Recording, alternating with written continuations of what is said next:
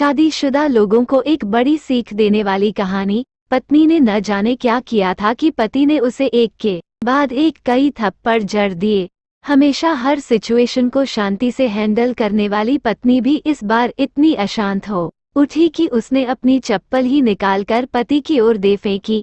चप्पल पति के बालों को छूते हुए निकल गई। ये किस्सा यहीं पर खत्म हो सकता था, मगर पति ने इसे अपनी मर्दानगी का विषय बना लिया और बात बद से बदतर होती चली गई। रिश्तेदारों ने भी आग में घी का काम किया। किसी ने कहा जो औरत अपने पति को चप्पल से मार सकती है वो ना ही तो वफादार हो सकती है और ना ही पतिव्रता। ऐसी औरत परिवार ही नहीं पूरे समाज पर कलंक की तरह है। बीवी के पक्ष वाले कहा पीछे रहने वाले थे। किसी ने कहा 21वीं सदी में भी जो स्त्री के साथ मारपीट करते हैं उन्हें तो जेल भेज देना चाहिए। तो कोई कहता जरूर उसको कोई और पसंद आ गई होगी इसलिए अब पत्नी से मारपीट करने लगा है। बात कोर्ट तक पहुंच गई।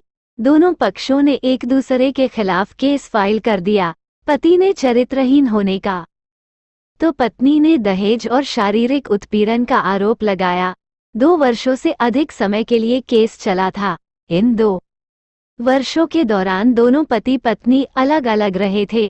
इन 2 वर्षों के दौरान दोनों पक्षों के समर्थकों की संख्या कम हो गई थी। पहले जहां दोनों पक्षों में समर्थकों का समूह होता था, अब गिने चुने लोग रह गए थे।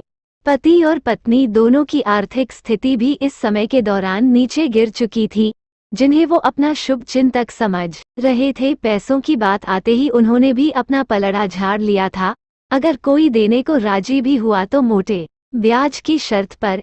आखिरकार वही हुआ जो सब चाहते थे, डाइवोर्स। हर कोई खुश था, दोनों पक्षों के रिश्तेदार, उनके माता पिता और दोनों के वकील।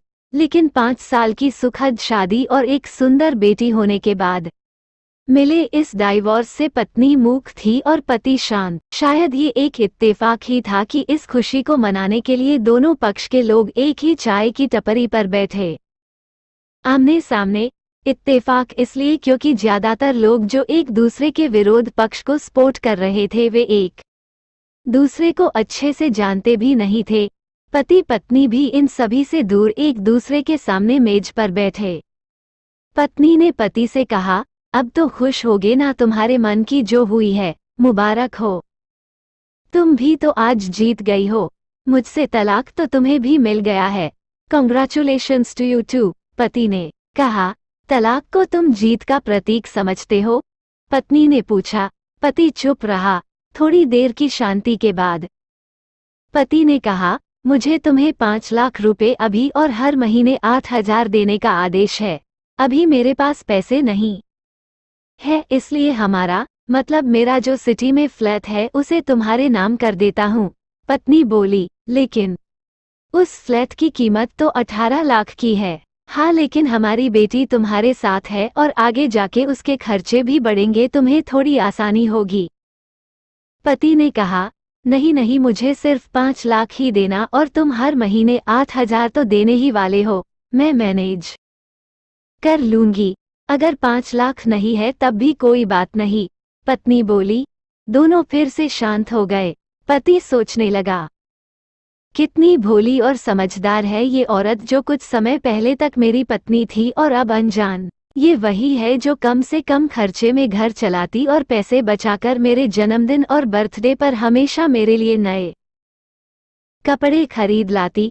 कभी बीमार भी हो जाती तो पैसे बचाने के लिए मुझे मालूम न होने देती और घरेलू नुस्खों से अपना इलाज कर लेती। मगर घर में कोई और बीमार होता तो तुरंत डॉक्टर के पास लेकर जाती। मेरी ही मति मारी गई थी। मैं ही अपनी झूठी मर्दांगी के चक्कर में इतनी बड़ी गलती कर बैठा। पत्नी के दिमाग में भी उथल पुथल चल रही थी।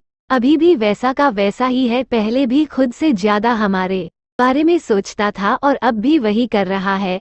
ये वही आदमी है जो मुझे एक्सीडेंट से बचाने के लिए खुद मोटर साइकिल के आगे कूद पड़ा था और अपनी उंगली तुड़वा बैठा था। पता नहीं कौन सी मनहूस घड़ी में मैं झगड़ा कर बैठी। पति ने मौन तोड़ते हुए पूछा, अब तुम्हारे कमर का दर्द कैसा है? ज्यादा तकलीफ तो नहीं होती? पत्नी हल्का सा मुस्कराई और बोली, अभी भी होता है, अब तो पेट में भी क्रैम्स उठते हैं। वो तो होगा ही, तुम योगा या कसरत भी तो नहीं करती हो। अब किसी गायनेकोलॉजिस्ट को जरूर दिखा देना, पति ने कहा।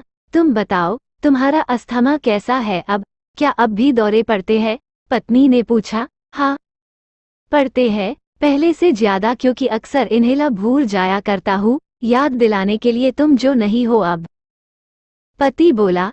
पत्नी के आंखों में आंसू आ गए। वो बोली, तुम्हें मेरे चरित्र पर सवाल नहीं उठाने चाहिए थे, तो ये परिस्थिति आती ही नहीं।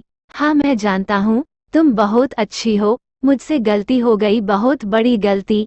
मैं लोगों के बहकावे में आ गया था। पति बोला, तुमने भी तो मुझ पर दहेज का इल्जाम लगाया था। वो बोला, गलत था, और इस बात का मुझे भी पछतावा हुआ। पत्नी ने कहा। पति कुछ कहना चाह रहा था लेकिन हिचकिचा रहा था। पत्नी ने पूछा, कुछ कहना चाहते हो? वो बोला, क्या सब पहले जैसा नहीं हो सकता? क्या मतलब? पत्नी बोली, मतलब कि हम फिर से पहले की तरह पति पत्नी बनकर, सच्चे दोस्त बनकर नहीं रह सकते। पति बोला, पर ये डाइवोर्स के पेपर दिखाते हुए पत्नी ने कहा, फाड़ देते हैं। पति ने अपने पास रखे डाइवोर्स के पेपर फाड़ते हुए कहा। पत्नी ने भी अपने पास रखे पेपर फाड़ दिए। सभी हैरान थे, वकील, रिश्तेदार और माँ बाप। पति पत्नी दोनों एक दूसरे के हाथ में हाथ पकड़े अपने घर की तरफ चले गए। दोस्तों, ये कहानी उन हर पति पत्नी के लिए बड़ी सीख है जो छोटी छोटी बातों पर लड़ते हैं और इन झगड़ों को बड़ा बना के अलग होने का डिसीजन लेते हैं। प्यार और झगड़ा तो एक सिक्के के दो पहलुओं की तरह है, दोनों को स्वीकार करना होगा, तभी ये पवित्र रिश्ता उसकी मंजिल तक पहुंच पाएगा।